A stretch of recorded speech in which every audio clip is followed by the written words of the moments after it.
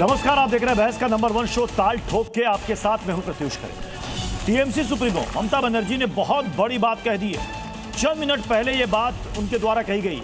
दीदी ने कहा है कि वो इस्तीफा नहीं देने वाले। उन्होंने पहले अपनी हार का सबूत मांगा है। हम इस बयान के हर पहलू पर डिटेल में बात करेंगे। बंगाल के चुनावी नतीजों को लेकर ममता बनर्जी ने गंभीर आरोप भी लगाए। शुभेंदु अधिकारी ने दावा किया है कि टीएमसी अब खत्म हो जाएगी।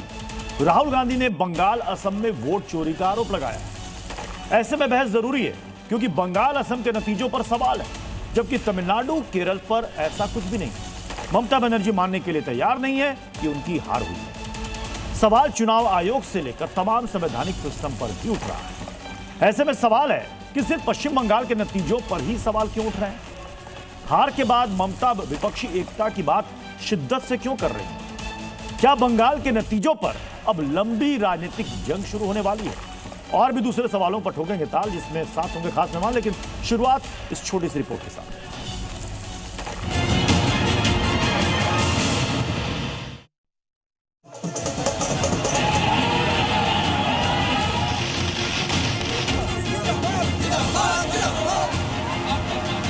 नंदीग्राम का हिंदू जनता फिर मुझे जिताया।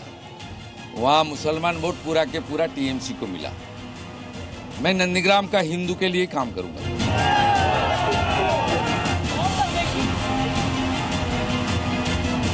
CEC became the villain of this election to loot the democratic rights of the people and to loot the EVM machine.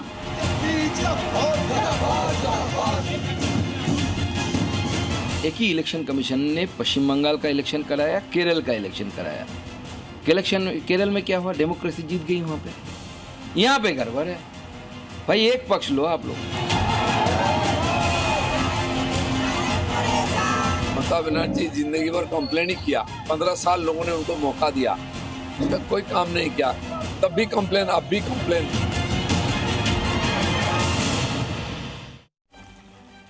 और ताल ठोक के मैं शुरुआत कर रहा एक बड़ी खबर के साथ। बंगाल से जुड़ी हुई बड़ी डेवलपमेंट है। ममता बनर्जी ने बहुत बड़ा बयान दे दिया है। चंद मिनट पहले उनका बयान आया जिसमें वो कह रही है, मेरे इस्तीफे का तो सवाल ही नहीं पैदा होता। मैं हार ही नहीं हूं तो फिर मैं इस्तीफा क्यों दूं। मेरे इस्तीफे का सवाल ही नहीं, हम नैतिक तौर पर जीते हैं। ये कहना है ममता बनर्जी का। पहले मेरे हारने का सबूत दीजिए और उसके बाद इस्तीफे की बात कीजिए। आपको सुनाते उनका बयान। কেন কিসের জন্য আমরা তো হারিয়ে নিয়ে যাব। হারলে আমি যদি শপথ নিতে যেতাম তাহলে আমি রেজিগনেশনটা করতাম। এখন তো কোয়েশ্চেন ডাজন্ট অ্যারাইজ। জোর করে দখল করে যদি কেউ মনে করে যে আমি কি রেজিগনেশন দিতে হবে, নো, নট দ্যাট। अपने मेहमानों साहब को मिलवा देते हैं। हमारे साथ हैं डॉक्टर जफर इस्लाम, बीजेपी के प्रवक्ता। गौतम लाहिरी जी हमारे साथ स्टूडियो में मौजूद हैं। वरिष्ठ पत्रकार विजय त्रिवेदी जी हमारे साथ हैं। वरिष्ठ पत्रकार राखी बिरलान हमारे साथ जुड़ चुकी हैं। आम आदमी पार्टी की प्रवक्ता है नफीस अंसारी, AIMIM के नेता। और थोड़ी देर में कुछ और राजनीतिक मेहमान हमारे साथ जुड़ेंगे। डॉक्टर जफर इस्लाम जी, आप लोग 9 तारीख को शपथ ग्रहण की तैयारी कर रहे हैं, लेकिन यहां तो ममता बनर्जी कह रहे मैं इस्तीफा नहीं दूंगी, तो फिर कैसे सरकार बनाइएगा वहां। अब देखिए, ममता बनर्जी डेमोक्रेसी की बात करती है, कॉन्स्टिट्यूशन की बात करती है, लेकिन सत्ता की मोह, सत्ता की लालच, ये सब चीज़ें उन्हें भुला देती है।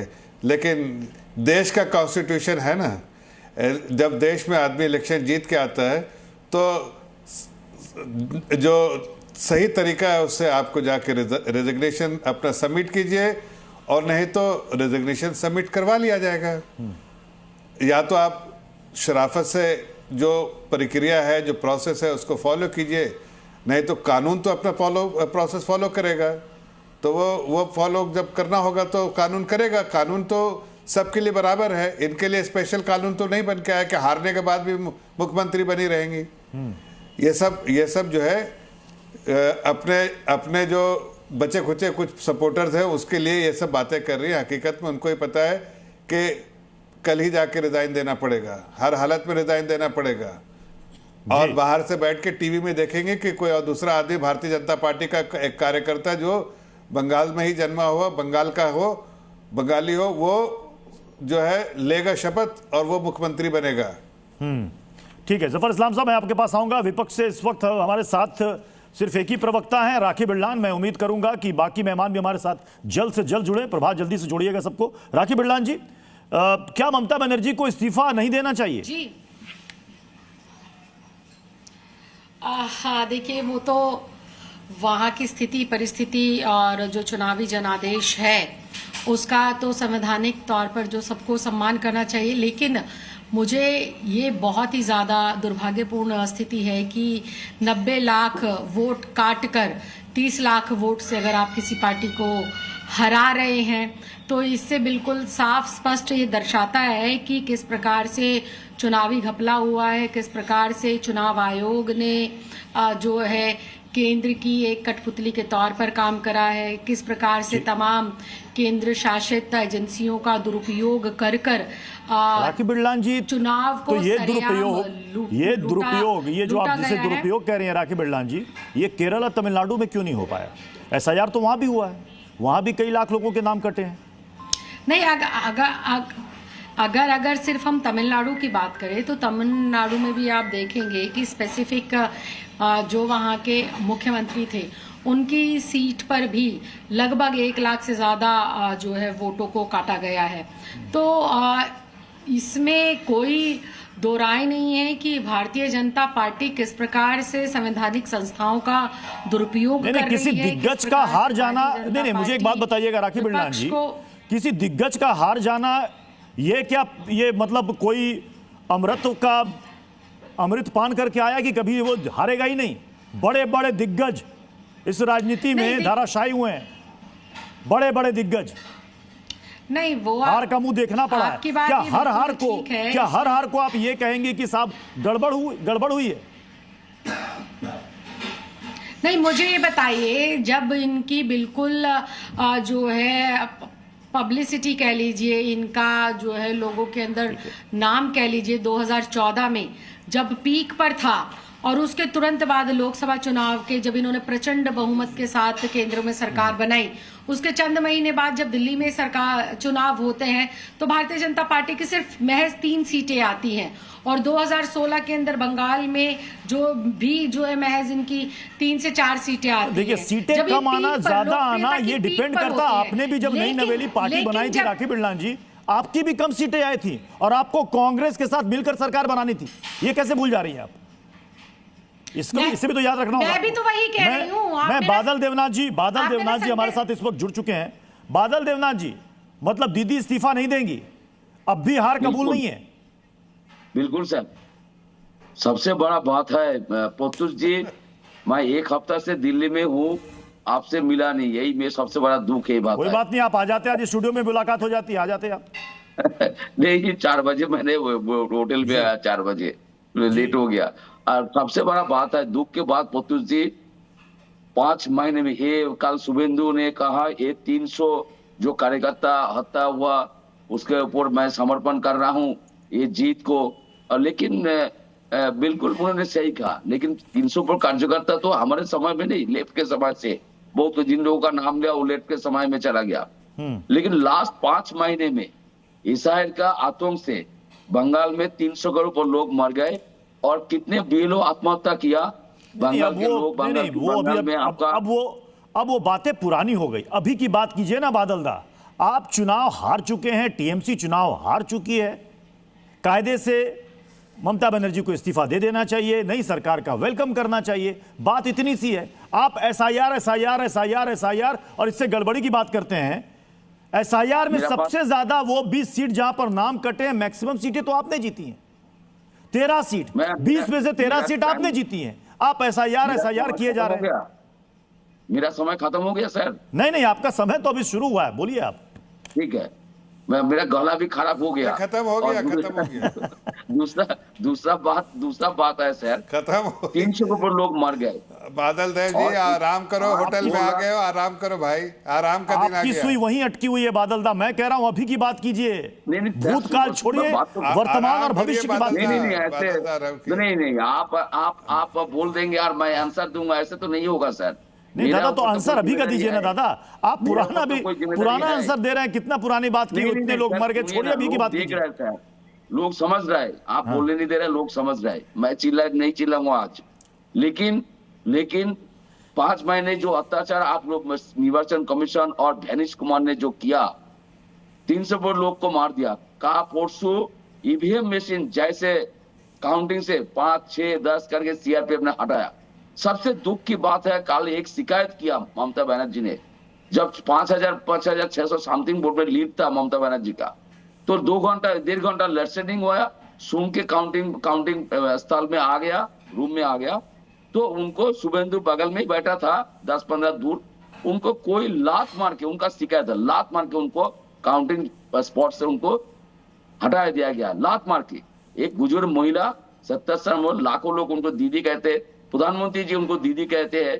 हम लोग सब जानते हैं, आप सब जानते हैं प्रधानमंत्री का हम लोग कितना सम्मान करते हैं, लेकिन सब लोग मुझे काल से वीडियो मांग रहा है। जफर इस्लाम जी, नहीं, लेकिन अगर आप कह रहे हैं कि लात मार के दीदी ने भी ये बात कही है, ममता दीदी की तरफ से भी कहा गया, नहीं, आपने कहा लात मारा, तो भाई सबूत होगा ना, सीसीटीवी फुटेज होंगे जफर इस्लाम साहब, क्योंकि ममता बनर्जी कह रही है कि मुझे कोई हार का सबूत ला करके दे दे तब मैं इस्तीफा दूंगी, तो जो ये गंभीर आरोप लगा रही है कि मुझे लात मारी गई, उसका भी सीसीटीवी सबूत होगा उनके पास। जफर इस्लाम साहब, नहीं सीसीटीवी नहीं मांग रहा। जाफर जी जाफर भाई एक सेकंड, जाफर भाई एक सेकंड, जाफर भाई एक सेकंड, जाफर भाई एक second please, I am request to you, I am request to Jafar भाई प्लीज। मैं बोल रहा हूँ, मैं बोल रहा हूँ, आप वीडियो मांग रहे हैं मेरे पास से, सीसीटीवी मांग रहा है। मैं बोल रहा हूँ प्रधानमंत्री हो, जाफर इस्लाम, जाफर भाई हो, कोई भी प्रवक्ता, जाफर भाई तो सांसद है, कोई भी प्रवक्ता बता दे जी एक महिला को लात मारा, वो शिकायत कर रहा है, इसका वीडियो नहीं चाहिए, इसका जांच होना चाहिए। एक मुख्यमंत्री अभी तक रिजाइन नहीं किया, उसको लात मार के वो शिकायत कर रहा है, इसका जांच चाहिए। जो व्यक्ति उनको लात मारा है, अभी जवाब दे दो, अभी जवाब ले लीजिए, बादल ना जवाब तो ले लीजिए, बादल जवाब ले लीजिए, जबरदस्ती डॉक्टर जफर इस्लाम से जवाब तो ले लीजिए जी, डॉक्टर जफर इस्लाम। देखिए, ये मनगढ़ंत कहानी है कि सच्चाई है कि इसमें बढ़ा चढ़ा के बातें हो रही है, ये सब बातें तो बाद में पता चलेगी जब सच्चाई सामने आएगी। लेकिन एक बात तो जरूर कहूंगा कि कोई भी आदमी सिटिंग, एक मिनट बाबुलदार, अभी देखिए आपने चुप करने के लिए बोला, मैं तो आपको बोलने के लिए दिया, अब आप चुप से सुन लीजिए। ये जांच का विषय, जब जांच होगा सच्चाई आएगी। लेकिन इतना जरूर कह सकता है कि कोई भी भारतीय जनता पार्टी का कार्यकर्ता एक सिटिंग चीफ मिनिस्टर के साथ और वह महिला के साथ ऐसा करने का कोशिश ही नहीं कर सकता, सपने में भी नहीं सोच सकता। तो हो सकता है कि टीएमसी के कोई कार्यकर्ता जो गूंज हैं वही कोई घुस के इस तरह की बातें की होगी, तो वो पता चलने पर आपको बता देंगे। दूसरा बात, बदलदा एक बात अच्छा बोला आपने, अभी आपका आवाज़ भी बंद हो गया है और आपको आराम भी करना चाहिए, इसलिए कि पार्टी भी थोड़ा दिन बाद डगमगा रही है, कब तक चलेगा मालूम नहीं। वो टीएमसी का खत्म के कागार पे, आप भी आराम करो ना। अभी एनालिस्ट बन के टीएमसी का भाषा सुनो ना भाई, अभी बीच में मत बोलिए, बीच में मत बोलिए ना। अरे भाई बीच में फिर बोल लीजिएगा ना अपने, हम बीच में तो नहीं। अभी मैं आपको 2-3 सलाह देता हूँ।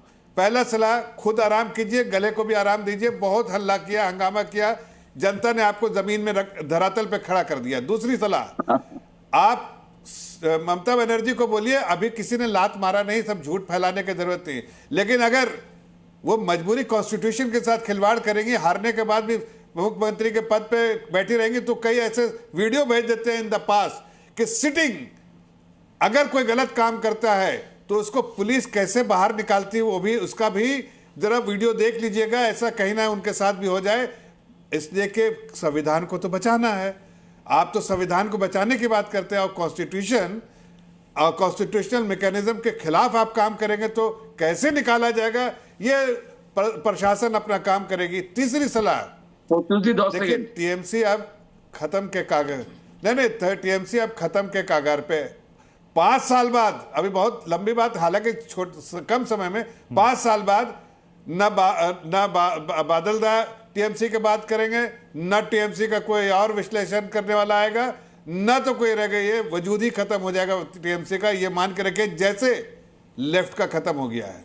अब बात करिए, आपके यहाँ एक ममता बनर्जी थी, वो भी अब जो है सबके सामने एक्सपोज हो गई कि महिलाओं के साथ इतना अत्याचार हुआ, लेकिन वो मुखौटा पहन के बैठी रही। आज वो पूरे तौर से एक्सपोज हो चुके हैं। इसलिए अच्छा होगा बाबलदार, मत करो ऐसा, आप सो जाओ आराम से होटल में शांति से, शाम में चाय पीने के लिए प्रत्युष जी के पास चले जाना। आइए आइए आइए आइए, आपको भी चाय कामना है, मनोकामना। पोतुस जी, जो व्यक्ति बचपन से कहते हैं, और आप कलकत्ता मत जाना। क्यों? अरे मेरा हजारों लोग है ऐसा। आपने बता दिया, असली बात बता दिया। कल रात से कलकत्ता में आपको आपने गलत तरीके से बहुत सारे घर को तोड़ा गया है और बहुत सारे घर को आग जला दिया गया है। पूरे बंगाल में 24 घंटे। देखो भाई, ऐसा दिल्ली में आराम करो, थोड़ा दिन जरूर बंगाल दिल्ली में आराम करो ना। जरूर बंगाल जाऊंगा और जिसके ऊपर टर्चर है उसको लेके सरकार बनने के बाद आऊंगा। और मैं सरकार बनने के बाद, उसके पहले मत जाना। सोशल वर्कर, आप जानिए जाफर भाई, जो व्यक्ति खुद को सोशल वर्कर कहते हैं उसका आराम करो ना। मैं बहुत बड़ा दुर्गा पूजा करता हूँ। बादल जी, डॉक्टर जफर इस्लाम जी, मैं आपके पास दोबारा लौटूंगा। डीके दुबे जी हमारे साथ इस वक्त जुड़ चुके हैं, संविधान विशेषज्ञ हैं। डीके दुबे जी, इस वक्त ममता बनर्जी के बयान को लेकर सबसे ज्यादा चर्चा है और सवाल भी है कि क्या कभी ऐसे इतिहास में कभी हुआ है कि जो पार्टी हार गई है और मुख्यमंत्री उसकी एट प्रेजेंट कह रही है कि साहब मैं इस्तीफा नहीं दूंगी, पहले मुझे हार का सबूत दो। प्रत्युष जी देखिए, पश्चिम बंगाल में लोकतंत्र है और लोकतंत्र में जनता जनार्दन होती है। मैं समझ नहीं पा रहा हूँ कि अगर जनता ने किसी को मैंडेट दिया है सरकार बनाने के लिए, उसका इतना विरोध क्यों हो रहा है और ममता बनर्जी जी रिजाइन क्यों नहीं कर रही है। और राहुल गांधी जी और ममता बनर्जी जो लूटपाट, वोट चोरी, इन सब चीज़ों की जो बात कर रहे हैं, ये पश्चिम बंगाल की जनता का अपमान है। मैं खुद MIM पार्टी से आता हूँ, लेकिन लोकतंत्र से बड़ी पार्टी नहीं होती है, लोकतंत्र से बड़ी विचारधारा कुछ नहीं होती है। पश्चिम बंगाल में अगर 2,92,00,000 लोगों ने भारतीय जनता पार्टी को वोट दिया है तो वोट दिया है, आपको उसको स्वीकार करना ही पड़ेगा। आप उसका बहुत ज्यादा विरोध नहीं कर सकते हैं। विरोध करना तो इलेक्शन से पहले करना चाहिए। एक बात प्रॉब्लम है सर, और 30 लाख मुसलमानों का नाम नहीं है।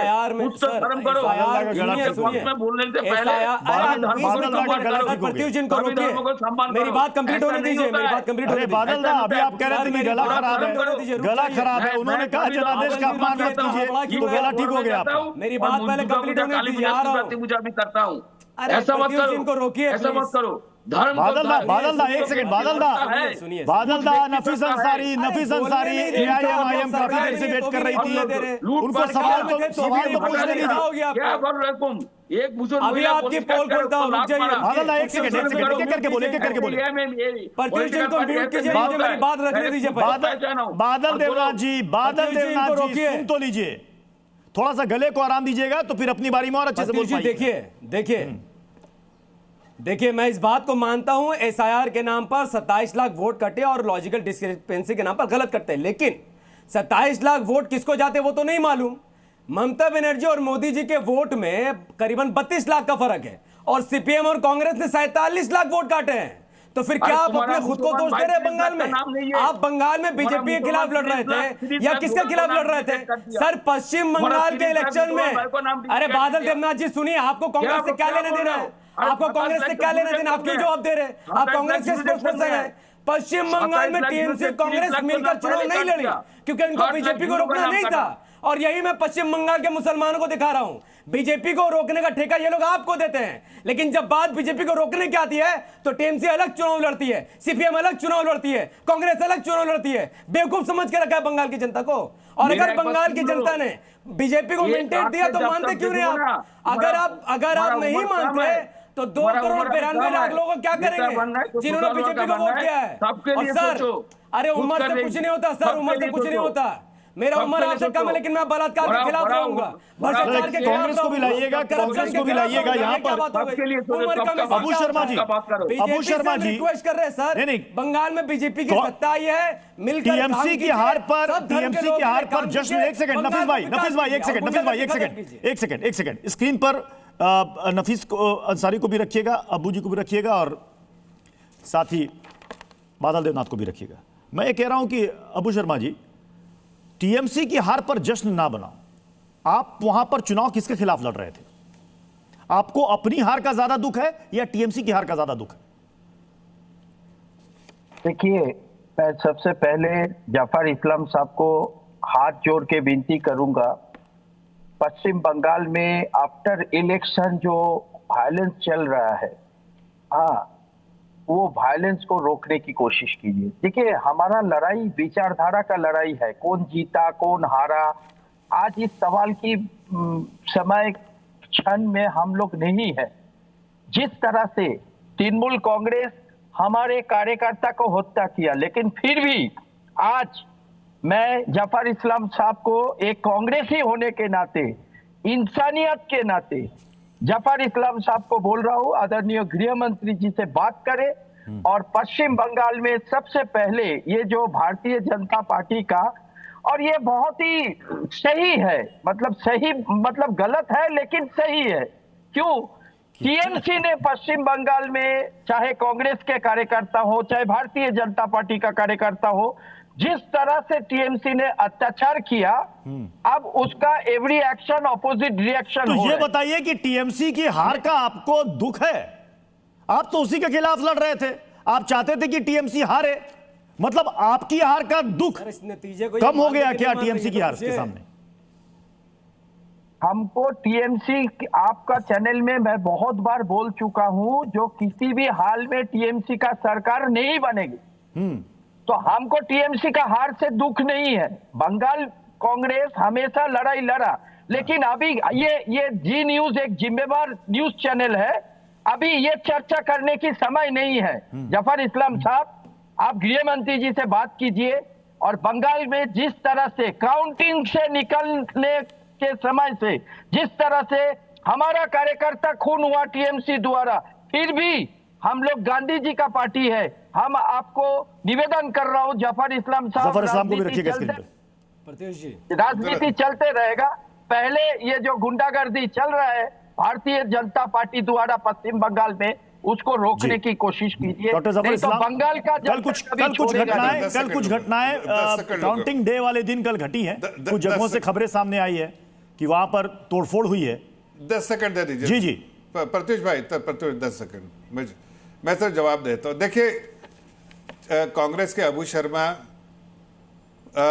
बादल बाबू, ये जो भी लोग हैं बंगाल से, उनसे एक बात कहना चाहता हूँ कि आदरणीय प्रधानमंत्री जी की कल आपने जो संबोधन थी वो पार्टी कार्यकर्ताओं को, उसको सुना होगा। उसने उनमें साफ कहा, 3 बातें बहुत साफ कही। बदले नहीं, बदलाव का माहौल होना चाहिए। जो बदलाव का माहौल चाहती थी, वहां पर जनता उसका माहौल चाहिए। जो एक परिवर्तन चाहते थे, वो बदले का माहौल नहीं चाहिए। शांति होना चाहिए, peaceful environment for everyone to function properly. तो बिल्कुल शांति का माहौल होगा। हम इसको इंश्योर करेंगे कि चाहे वोट देने वाला, प्रधानमंत्री जी ने कहा, चाहे वोट दिया हो या ना दिया हो, हम सबकी रक्षा, सुरक्षा और वहां पर एक अच्छा एनवायरनमेंट में गवर्नेंस, अच्छे गवर्नेंस मॉडल के साथ सरकार ने बीजेपी प्रधानमंत्री जी का बात नहीं सुन रहे क्या? आग जला, गाड़ी आग जला है सब। अरे सुनिए, आगे बोलने तो दीजिए। एक एक करके अबू शर्मा जी को डॉक्टर जफर इस्लाम को साथ गुंडे लड़ रहे। अबू शर्मा आपकी पार्टी में था, भी बताया ना कि टीएमसी के गुंडे होते थे। हमारे यहाँ कोई गुंडा नहीं भाई, ये विक्टिम है, हम लोग विक्टिम है, विक्टिम। प्रधानमंत्री जी का आपने बताया ना, कांग्रेस के प्रवक्ता ने बताया कि अभी कैसे टीएमसी के गुंज इलेक्शन के काउंटिंग के रूम से बाहर निकल के जो है वारदात करते थे। ऐसा तो क्लियर बताइए, बंगाल बीजेपी का गुंडा प्रधानमंत्री सब सुनते हैं सब, लेकिन टीएमसी गुंज नहीं सुन रहा है। टीएमसी गुंज और उसके साथ साथ आपके नेता जो आपके नेता देखा कह रहे चोरी हुआ, शर्म कीजिए। वो जाके मस्कत में बैठे हैं और यहाँ पर भाषण दे रहे हैं, और इलेक्शन के समय में आप घूम रहे हैं और आप देश की जनता को बेवकूफ बना रहे हैं। बंगाल की जनता के लिए आप बेतुकी बातें कर रहे हैं। सबसे पहले ये समझिए कि आपके नेता को इलेक्शन में तो कोई रेलेवेंस ही नहीं था, उसमें टिकट अपनी करने का कोई अधिकार नहीं है, आपको कोई अधिकार नहीं है। टीका टिप्पणी करने का कोई अधिकार नहीं। जिस इलेक्शन में आप रेलेवेंट ही नहीं थे, जिसमें आप लड़े ही नहीं, मार खाते रहे टीएमसी के गुंडों के साथ, और बीजेपी के बारे में डीके दुबे जी को लाइएगा। डीके दुबे जी मुझे लग रहा है कि मेरी आवाज आप तक प्रॉपर जा रही होगी। डीके दुबे जी, क्या अगर सूबे का कोई सीएम जो जिसकी पार्टी हार चुकी है, अगर वो इस्तीफा नहीं देता है तो फिर आगे क्या स्थिति होगी? देखिए, एक बात समझ लीजिए, क्योंकि जब आर्टिकल 172 के तहत सरकार बनती है तो सरकार की पहले दिन की मीटिंग से लेकर 5 साल तक उसकी वैलिडिटी है। 5 साल के बाद गवर्नर जो भी वहां पर होगा तो या तो वो एक्सटेंड करता है। एक्सटेंशन से मतलब यहाँ पर ये है कि वो केयर टेकर मुख्यमंत्री के रूप में बनाता है, अगर वो 5 साल से 1-2 दिन, 5 दिन, 10 दिन पार करना होता है। अदरवाइज 5 साल के बाद अपने आप वैलिडिटी खत्म हो जाती है। गवर्नर को जो भी क्लेम करेगा चुनाव के बाद, उसको गवर्नर शपथ दिलवा देंगे और वो मुख्यमंत्री के रूप में काम करेगा। इसको ऐसे भी समझना चाहिए, अगर कोई हाउस में मेजोरिटी खो देता है, मैं कहता हूं चुनाव नहीं हुआ लेकिन हाउस में मेजोरिटी खो दी, और हाउस में मेजोरिटी खोने के बाद गवर्नर के पास दूसरी पार्टी जाती है और कहती है हमारे पास मेजोरिटी, हमारे पास ये है, तो गवर्नर उसको शपथ दिलवा देता है और कहता है कि आप अपनी मेजोरिटी प्रूव करिए। मैं चुनाव नहीं हुआ तब भी ऐसा होता है, ये तो चुनाव होकर हुआ कॉन्स्टिट्यूशनल मशीनरी से, इसलिए इनकी 5 साल पर वैलिडिटी अपने आप खत्म हो जाएगी, ये कुछ भी कहती रहे। और उसके बाद फिर गवर्नर नए अपॉइंटमेंट कर देंगे, वो अपनी मेजोरिटी प्रूव करेंगे। अब इनकी बात रह जाती है केवल गुंडागर्दी की या फिर कोर्ट जाने की। तो कोर्ट तो कॉन्स्टिट्यूशनल प्रावधान है। आप देखिए जो तमिलनाडु में हुआ, उनको भी केयर टेकर मुख्यमंत्री की तरह उन्होंने कहा ना कि जब तक शपथ नहीं होती तब तक आप ऐसा करेंगे। तो कर्टसी ये होती है कि कोई भी मुख्यमंत्री जाकर खुद इस्तीफा दे देता है और कहता है कि मेरी मेजोरिटी खत्म हो गई, इसलिए मैं अब इसको कंटिन्यू नहीं करनी चाहती। अगर आप अपने मन से इस्तीफा नहीं देंगे तो कॉन्स्टिट्यूशनल मशीनरी आपको उखाड़ कर फेंक देगी और कहेगी कि अब नया मुख्यमंत्री हो गया। आपको याद है जगदम्बिका पाल और कल्याण सिंह जी, जानकारी लेके बढ़ना चाहिए था। 2 मुख्यमंत्री कल्याण सिंह जी और जगदम्बिका पाल जी, आपको उत्तर प्रदेश याद है ना, तो वहां पर मेजोरिटी जैसी सिद्ध हुई उसके बाद वो अपने आप खत्म हो जाते हैं, मतलब मुख्यमंत्री खत्म हो जाता है, नया शपथ ले लेगा और एंट्री मार देगा। इसलिए मुख्यमंत्री को इस्तीफा देने की जरूरत, मतलब कटसी में देकर आए, लेकिन राज्यपाल के पास इतनी पावर होती है कि वो नया मुख्यमंत्री अपॉइंट कर देगा। ठीक है विजय सर, 10 सेकेंड 10 सेकेंड इनको पता नहीं है, लास्ट डेट काल है 7 तारीख 7 में 5 साल का लास्ट डेट काल है। जब मुख्यमंत्री खुद कह रहे अभी तक रिजाइन नहीं दिया, मैं रिजाइन नहीं दूंगा, मतलब इसके ऊपर बहुत कुछ हो सकता है। लेकिन कारसी बाद में पहले तो अमित शाह मोदी जी जो किया, वो बंगाल के लोग तो देखिए, मैं बोल रहा था 10 सेकंड मैंने बोला, बंगाल के सारे किसान, श्रमिक, युवा, छात्रा, महिला, माँ बहन सबको धन्यवाद देता हूँ। हम लोग हारा नहीं, बंगाल को हराया गया है और बंगाली कल्चर संस्कृति को हराया गया। ये ठीक है, लेकिन फिलहाल तो जनता का मैंडेट आपके साथ नहीं है। फिलहाल जनता ने आपको 5 साल के लिए अभी विपक्ष में बैठा दिया है। आप लोग हारे नहीं, कौन बोला आपको? नहीं, ममता बनर्जी कौन बोला आप लोग हारे नहीं? ममता बनर्जी, बंगाल के जनता आप लोगों को उखाड़ के फेंका, हार को स्वीकार कीजिए।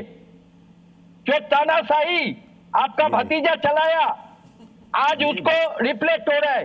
फिर भी एक कांग्रेस के कार्यकर्ता के रूप में, कांग्रेस के स्पोक पर्सन के रूप में मैं जफर इस्लाम को हाथ जोड़ के विनती कर रहा हूं, ये नहीं होना चाहिए आप लोगों के लिए। अभी आपने जो बोला कि एकदम उखाड़ के फेंका, इसको स्वीकार कीजिए। बादल दा को तब से कह रहे हैं समझने, क्या पता कांग्रेस की बात समझ ले, क्या पता कांग्रेस की बात मान ले। बादल दा कांग्रेस कह रही है, ये कांग्रेस कह रही है, समझा रही है आपको, और डांट के समझा रही है, डांट के समझा रही है, मानो उसको। फिर भी बादल दा को रखिएगा अबू शर्मा जी के साथ। अबू शर्मा जी क्लास लगा रहे हैं बादल दा आपकी, मानिए मैंडेट को। हमला ना हो, मैं सम्मान के साथ कह रहा हूँ, राहुल गांधी काल ने काल क्या बोला पहले तो सुन लीजिए। परसों भी राहुल गांधी क्या बोला वो भी इनको सुनना चाहिए। उसके बाद इनका लीडर ममता दीदी जी को सपोर्ट कर रहा है, और ममता पहले चुनाव के समय एक बात बोला, लेकिन काल से ममता दीदी के साथ समर्थन किया राहुल गांधी। बोला जो हिंसा हुआ, जबरदस्ती हराया गया, हम लोग ममता बनर्जी के साथ है। खुद राहुल गांधी का अखिलेश यादव है, बादल दा कैसे विपक्ष एक होगा?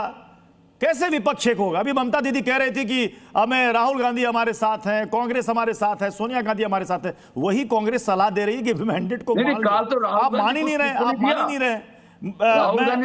मैं विजय सर आपके पास आ रहा हूं। विजय सर, आज ममता बनर्जी ने जो प्रेस कॉन्फ्रेंस की जिसमें उन्होंने एक बात कही जो अब तक मतलब इंडिया ब्लॉक और इंडिया गठबंधन की बात नहीं हो रही थी, हार के बाद तुरंत राहुल गांधी, सोनिया गांधी, प्रियंका गांधी, कांग्रेस सब याद आ गए।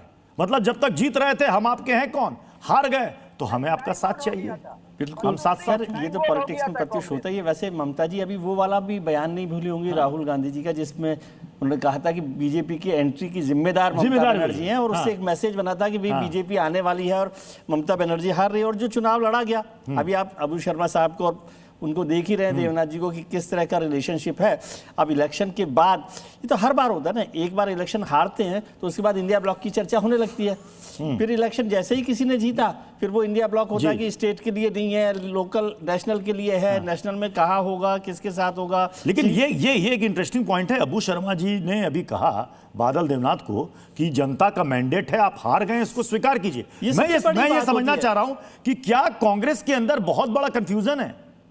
दिल्ली वाली कांग्रेस, केंद्र की राजनीति और राज्य स्तर पर वहां के नेता, दोनों के सोच विचार में फर्क है। क्योंकि अभी भी कांग्रेस की तरफ से जो बयान आ रहा है कि वोट की चोरी हुई है। नहीं, कंफ्यूजन नहीं है, वो एक पॉलिटिकल सहूलियत है। क्योंकि बंगाल में तो उनको लड़ना ही ममता बनर्जी से है, तो अपना वजूद बनाए रखने के लिए वो कांग्रेस से जो है वहां पर ममता बनर्जी के खिलाफ लड़ रही है। लेकिन दिल्ली में उनको भारतीय जनता पार्टी से लड़ना है। तो भारतीय जनता पार्टी के लिए लड़ने के लिए वो उनको साथ होने की कोशिश करनी पड़ेगी। हालांकि वो कोशिश हो ही नहीं पा रही है कि ठीक से हो, तो वो सहूलियत है, कंफ्यूजन कोई नहीं है। कंफ्यूजन हमारे लिए होता है कि भाई हम सोचते हैं ये पार्टी, एक ही पार्टी दो तरह से कैसे सोच रही है। लेकिन वो कोलकाता में अलग तरीके से सोचती है, दिल्ली में अलग तरीके से सोचती है, और वो भी अलग अलग मौके पर अलग अलग तरीके से सोचती है। भाई ये SIR का जब मामला हुआ तो राहुल गांधी ने जब प्रेस कॉन्फ्रेंस की तो यही ममता बनर्जी उनके साथ नहीं खड़ी थी, वही अखिलेश यादव भी उनके साथ नहीं खड़े थे। अब आज जब हार गए हैं तो आप फिर वही सारा इंडिया ब्लॉक को बात कर रहे हैं। और आपको याद हो, इंडिया ब्लॉक की जो झगड़ा हुआ था वो तो ममता बनर्जी की वजह से हुआ था कि वो राहुल गांधी की भी एंट्री नहीं चाहती थी और नीतीश कुमार की भी एंट्री नहीं चाहती थी। समझ रहे हैं आप? जब 2023 की बात करें, गौतम दा को याद होगा कि किस तरह से वो इंडिया ब्लॉक का पहला मीटिंग का प्लेस जो पटना रखा गया था, जी याद है, सबके जहन में याद है। मैं गौतम नारी जी, मैं आपके पास ये समझना चाह रहा हूं कि जो बात यहां पर डॉक्टर जफर इस्लाम ने भी यहां पर कही कि अब आपकी वापसी मुश्किल है TMC की, क्योंकि पश्चिम बंगाल का जो राजनीतिक ट्रेंड रहा है कि जो पार्टी एक बार सत्ता से गई एक लंबे वक्त के लिए चली जाती, तो क्या TMC अब लंबे वक्त के लिए गई, वापसी मुश्किल है? देखिए, ये तो मैं भविष्यवाणी नहीं कर सकता हूँ, किंतु ममता बनर्जी एक पॉलिटिशियन है, वो इस लड़ाई में अभी सड़क पे आएंगे। जो उन्होंने कहा इसका मतलब जो है कि रिजाइन नहीं कर रहे हैं। जो कानून मैंने जो समझता हूँ, चुनाव आयोग पूरा इलेक्टेड बॉडी MLAs का लिस्ट राष्ट्रपति को सौंप देंगे, राज्यपाल को देंगे। मतलब राष्ट्रपति उसके पास जाएगा। अगर 7 तारीख विधानसभा का टर्म खत्म हो चुका है तो एक नोटिफिकेशन आएगी, विधानसभा खत्म, तो मुख्यमंत्री इस्तीफा दे या ना दे तो मुख्यमंत्री का पद चला जाएगा। वो चाहते हैं ममता बनर्जी, ताकि उसके लिए जो हम हारे नहीं है, फिर इसको देखो हमको हराया गया है। ये पॉलिटिक्स उनके मतलब एक पोस्चरिंग है उनकी, है पोस्चरिंग। और ये पॉलिटिक्स वो करेंगे, आप दिखाई देंगे आपको, जो हम हारे नहीं है, हमको हराया गया है। और देखिए, राष्ट्रपति शासन लगा के इसके बाद बीजेपी जो विधायक दल का बैठक होगी, उसका नेता चुना जाएगा और राज्यपाल और नेता को बुलाएंगे शपथ लेने के लिए। ये है मोरलेस डेमोक्रेसी, ये स्टैंडर्ड प्रैक्टिस है। इसलिए ममता बनर्जी इसको पॉलिटिकल मूवमेंट के तरफ ले जाने के लिए अभी पता नहीं, इसके बाद भी कुछ नया अनाउंसमेंट भी कर सकते हैं। 72 का जिक्र किया, 72 में वामपंथी दल बॉयकॉट किया था असेंबली, वो चुनाव के बाद। क्या ममता बनर्जी TMC इस बार चुनाव असेंबली बॉयकॉट करने जा रहा है? असेंबली बॉयकॉट, हाँ, वो 72 में हुआ था। ज्योति बसु हार गए थे। ज्योति बसु हारने के बाद वामपंथी ने बॉयकॉट कर दिया था असेंबली। तो इस बार क्या करेंगे मुझे पता नहीं है, लेकिन ममता बनर्जी के लिए सब कुछ संभव, ताकि खबर में रहेंगे, आपको रोज डिस्कशन करना पड़ेगा। जी ठीक है। मैं अबू शर्मा जी, केरल में आपकी जीत हो गई, तमिलनाडु में चलिए नया प्लेयर आया, उसने पूरा समीकरण ही बदल दिया। इन 2 राज्यों में भी SIR हुआ था, लेकिन ना यहां पर SIR को लेकर उतना हंगामा, ना बवाल, ना विरोध, ना प्रोटेस्ट। और नतीजों के बाद विपक्ष भी इस 2 राज्यों को लेकर खामोश क्यों? देखिए, सबसे पहले ये बंगाल में एसआईआर को जो डिस्टर्ब किया, मैंने तमिलनाडु और केरलम के बारे में पूछा, फिर बंगाल पर आ गए। नहीं, बंगाल का पहले सुनना पड़ेगा। नहीं, मैंने सवाल बंगाल का कर लिया था काफी पहले। अब मैं 2 राज्य, इसीलिए मैंने क्वेश्चन इसीलिए किया कि इन 2 राज्यों पर विपक्ष एकदम चुप, मौन, सारा लाव लश्कर तीर प्रहार सब बंगाल को लेकर। यहां जब आप जीत जाते हैं तो साहब ईवीएम बहुत बढ़िया, चुनाव आयोग बहुत बढ़िया, इंतजाम बहुत बढ़िया, जनता का मैंडेट, जनता का आशीर्वाद। यहां हार गए तो कहते हैं धांधली हो गई। एसआईआर तो वहां पर भी हुआ ना सर, एसआईआर केरलम में भी हुआ, एसआईआर तमिलनाडु में भी हुआ, वहां भी लाखों नाम कटे। तो फायदा तो आप ही को हो गया केरलम में, तो आपको फायदा पहुंचाया चुनाव आयोग ने, फायदा पहुंचाया बंगाल में। मैं बंगाल की बात फिर वही बात, मैं केरलम की बात कर रहा हूं। केरलम से तुम कदम तुरंत आप स्विच कर जा रहे हैं, क्यों भाग रहे हैं? बंगाल केरलम से क्यों भाग रहे हैं? मेरा बात नहीं, मैं अबू शर्मा जी, मैं केरलम की मतलब आप हाथ धरने नहीं दे रहे हैं। मतलब जैसे मैं केरलम पर आ रहा हूं एकदम हाथ छोड़ा के भाग रहे हैं, क्या ऐसा है? नहीं, क्या गलत पूछ लिया? मैंने सिर्फ इतने पूछा, एसआईआर वहां पर भी हुआ, आप जीत गए वहां पर, बधाई आपको।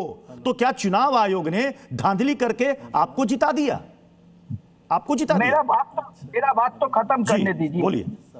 बंगाल में एसआईआर को जो भी प्रॉब्लम बंगाल के जनता हुआ, आगे फिर बंगाल में ममता बनर्जी जिम्मेवार है। फिर बंगाल पे मैं केरलम पर एक शब्द नहीं बोल रहे हैं। मैं ममता बनर्जी जिम्मेवार है, उनका ऑफिसर जिम्मेवार है। सर होना चाहिए। सब लोग देख रहे हैं इस बहस को। मैं केरलम पर सवाल कर रहा हूं, फिर बंगाल पर आ रहे हैं। क्यों आप भाग रहे हैं केरलम के सवाल पे? हम क्या करेंगे? देखना तय करेंगे क्या? हम क्या बोलेंगे? हम राजनेता है, हम आपका किसी का चप्पल चाटने वाले नहीं है। राहुल जी ने भी असम और बंगाल को लेकर सवाल उठाया। आप किसी का चप्पल चाटने वाले हैं, मैं नहीं हूँ।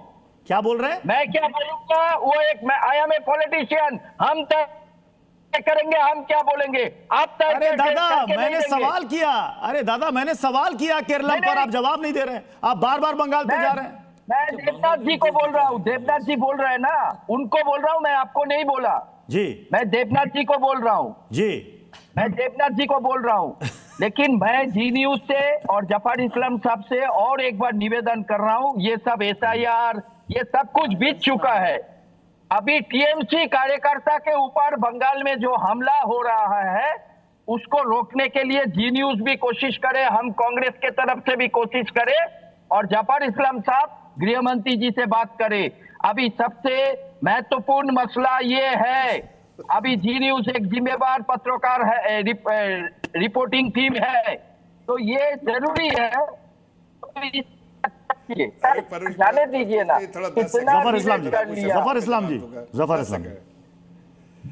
10 सेकंड में अबू शर्मा जी, मैं इतना आपको कहना चाहता हूं, जो आपने पहले भी कहा फिर से दोहरा रहे हैं। मैं आपसे सिर्फ इतना कहना चाहता हूं कि आप जो आपने अपने पहले बार में कहा टीएमसी के गूंज जो है इलेक्शन के रूम से निकल के सीधे आप लोगों पर वार करते थे, मैं आपको आश्वासन देता हूं कि ऐसा कुछ अब नहीं कर पाएंगे। आप सुरक्षित हैं, सुरक्षित नहीं थे, सुरक्षित रहेंगे, ये मैं आपको आश्वासन देता हूं। प्रदेश की जनता सुरक्षित नहीं थी, सुरक्षित रहेगी, ये आश्वासन देता हूं। आपको एक बात सर्व करना है कि आपको डोली बदल के नहीं सुनिए, एक मिनट बात तो सुन लीजिए, अभी आपके बीच में नहीं बोला।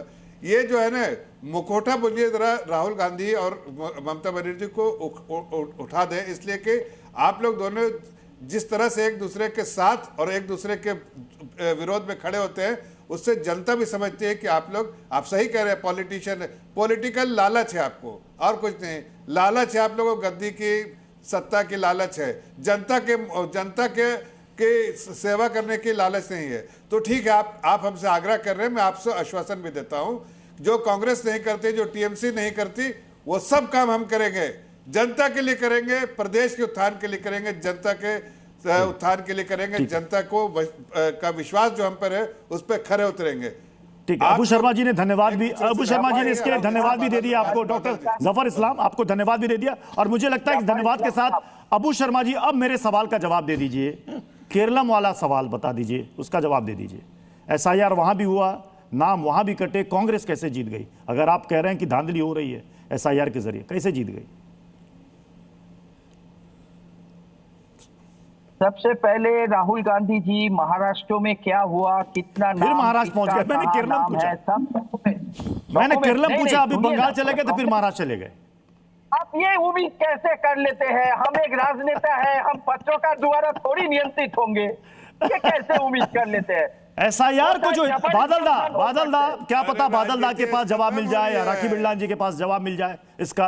राखी बिरलान जी और बादलदा, आप दोनों ही जवाब दे दीजिए। तो थे ना SIR को जो इतना बड़ा मुद्दा और बनाया गया, एक ऐसा हवा बनाया गया, नाम SIR में केरलम तमिलनाडु दोनों जगह कट गए, नतीजे एक जगह कांग्रेस के सीधे पक्ष में चले गए। ऐसा कैसे हो गया? अगर धांधली हो रही थी आप लोगों के मुताबिक, तो ऐसा कैसे हो गया? राखी बिरलान जी, मुझसे सवाल है? जी जी जी जी जी, क्योंकि अबू शर्मा जी से तो मुझे जवाब मिला नहीं, मुझे लग रहा है आपके पास होगा जवाब। देखिए, आप बार बार लगातार एक ही बात कह रहे हैं कि मैं कोई भी सवाल पूछ रहा हूं तो सब लोग बंगाल पे क्यों पहुंच रहे हैं? बंगाल पर सब लोग इसलिए फोकस कर रहे हैं कि बंगाल में खुलेआम जिस प्रकार से लोकतंत्र की हत्या की गई है, जिस प्रकार से चुनाव आयोग ने अपनी जो है लोकतांत्रिक उसकी और धज्जियां उड़ाई है और केंद्र की एक कठपुतली के तौर पर कार्यशैली अपनी दिखाई है, जिस प्रकार से केंद्र शासित एजेंसियों का दुरुपयोग हुआ है, जिस प्रकार से 90 लाख वोट काटकर, मैं आपकी बारी पर बोली थी। अबू शर्मा जी कह रहे हैं कांग्रेस के प्रवक्ता है। यही इनका घमंड है। अबू शर्मा जी कह रहे हैं कांग्रेस के प्रवक्ता, यही इनका घमंड है। अरे हम इस देश में रहते हैं, भारतवर्ष में रहते हैं, पंचायत चुनाव किया, 55 आदमी का निधन हुआ था, आपको मालूम है? आपको मालूम है? आप हमदर्दी दिखाने आए वोट कीमती के लिए, आप हमदर्दी दिखाने आए। केंद्र की सरकार सत्ता का दुरुपयोग कर बंगाल का जनता को पता है आप जो है दुरुपयोग कर रही है, किस तरह से 90 लाख से ज्यादा वोट काटकर 30 लाख वोटों से अगर किसी विपक्ष की पार्टी को हराती है तो निश्चित तौर पर इसको चुनावी लूट बोला जाएगा, तानाशाही बोला जाएगा और सत्ता का दुरुपयोग स्क्रीन पर लाइएगा। हाँ जी, बादलदा को भी एक साथ स्क्रीन पर लाइएगा। आज मैं विजय सर इस पर आपसे कमेंट लेना चाहूंगा, क्योंकि आज ममता बनर्जी ने विपक्षी एकता की बात की है और विपक्षी एकता इस वक्त हमारी डिबेट में दिख रही है। ये देखिए विपक्षी एकता, बिखरी हुई बातें। ममता बनर्जी हार के बात कह रही है, हमें सबको एक होना है, सबकी याद आ रही है, लेकिन यहाँ पर कांग्रेस टीएमसी समझा रही है कि मान जाओ मैंडेट आ गया, आम आदमी पार्टी और कांग्रेस आपस में एकता का ट्रेलर तो दिख रहा है ना। हाँ, वही तो मैं कह रहा हूं। से कुछ कहने की जरूरत नहीं कि अबू शर्मा साहब किसी भी तरह से, वो तो आपने विंडो में साथ साथ खड़ा कर रखा है, अदरवाइज ये भी बहुत मुश्किल काम था कि दोनों लोग वहां पर साथ साथ खड़े दिखाई दे। तो विपक्षी एकता का जो ट्रेलर है वो यहाँ दिखाई दे रहा है। वही हम बार बार कह रहे हैं कि वो अपने सुविधा के हिसाब से विपक्षी एकता की बात करते हैं। राहुल जी को भी आज जरूरत है, ममता जी को भी जरूरत है, तो वो दिल्ली में बैठ के ये बात कर रहे हैं। लेकिन राहुल जी को भी अबू शर्मा को सुनना चाहिए। कांग्रेस को उन्होंने कोलकाता से बैठकर बड़ा मैसेज दिया है। मैं कह रहा हूँ कि राहुल जी को भी अबू शर्मा को सुनना चाहिए, अपने कार्यकर्ता को, अपने नेता को, कि वो वेस्ट बंगाल में क्या चाहता है। क्या वो ममता जी के साथ खड़ा रहना चाहता है कि नहीं रहना चाहता? यह तो अबू शर्मा के स्टैंड से बिल्कुल क्लियर हो गया कि बिल्कुल नहीं रहना चाहते वो टीएमसी के साथ, बल्कि टीएमसी को नसीहत दे रहे हैं मान जाओ, लेकिन बादलदा मानने को तैयार नहीं है। बंगाल बीजेपी, बंगाल कांग्रेस का एक भी कार्यकर्ता, बंगाल कांग्रेस का, आपको हंसी आएगा ना, आपका कार्यकर्ता मर रहा है और आप हंस रहे हो। शर्म करो, आपका कार्यकर्ता पीट रहा है, आप दिल्ली में मलाई खाते खाते हंस रहे हो।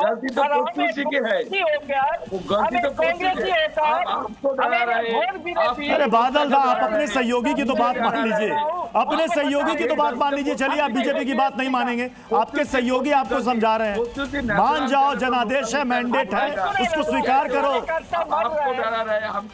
कार्यकर्ता पीट रहा है और हम घोर विरोधी, चलिए